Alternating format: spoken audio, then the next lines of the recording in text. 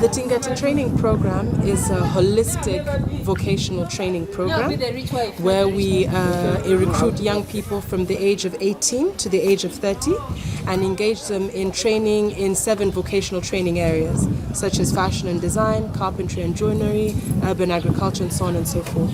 But in addition to the holistic vocational training courses that we offer, we also train them in financial literacy, English for business, personal and community leadership, sexual reproductive health and other aspects of their learning such as this.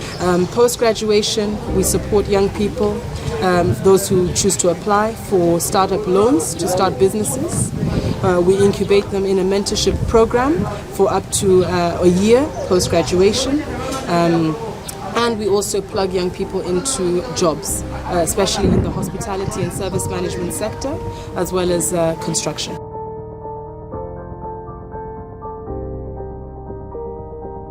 Tingathe believes in community.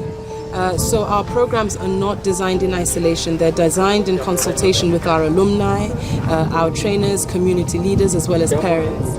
And so every year we grow and we evolve because we know that it is important to ensure that our training courses are relevant and that they respond to community needs in the immediate future as well as in the long-term future.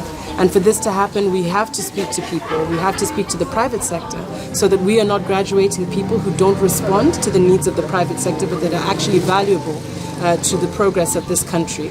And so this is important to us in our process.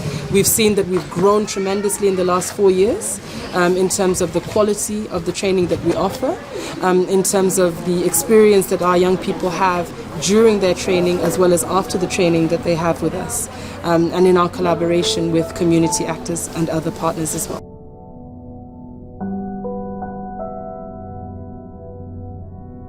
So the issue of unemployment is very close to our hearts because we look for young people that are out of work and out of school.